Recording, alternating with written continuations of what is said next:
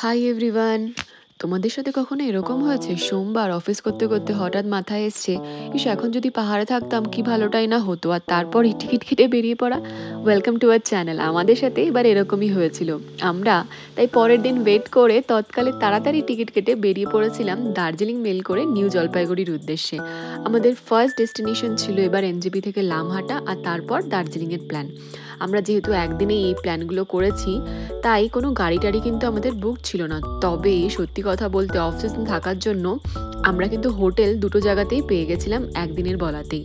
তো যাই হোক, এনজেপি স্টেশন থেকে এই গাড়িটা আমরা বুক করেছিলাম, যেটা ৩৫০০ পর ফাইনালি বার্গেনিং করে ২৮০০-তে এসে আমাদের নিয়ে গেছিলো।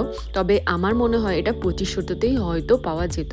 তারপর টুক করে রোহিণীর এখানে এসে রাস্তায় দাঁড়িয়ে আমরা একটুখানি ব্রেকফাস্ট করে নিয়েছিলাম, যেখানে মোমো তো অবভিয়াসলি থাকতেই হতো, পাহাড় বলে কথা, তাই না? তারপর এই অপূর্ব সুন্দর পাহাড়ি রাস্তা দিয়ে আমরা চলে গেলাম লামহাটার উদ্দেশ্যে।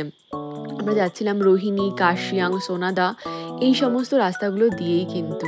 পাহাড়ি রাস্তায় আর একটু একটু কুয়াশা ছিল, সে এক অন্য অনুভূতি। যেন গাড়িতে বসে দেখতে দেখতেই মনটা এমনিই ভালো হয়ে যায়। কোথায় অফিসের চিন্তা, কোথায় কি, সব ভুলে মনটা যেন একেবারেই অন্যদিকে ডাইভার্ট হয়ে যায়। হঠাৎ করে কিন্তু আমরা দেখে নিয়েছিলাম টয় ট্রেনেরও একটা ছোট্ট ঝলক। তারপরে আবারও সেই সুন্দর পাহাড়ি রাস্তা দিয়ে চলা। চলো দেখা যাক রাস্তাটা কেমন ছিল।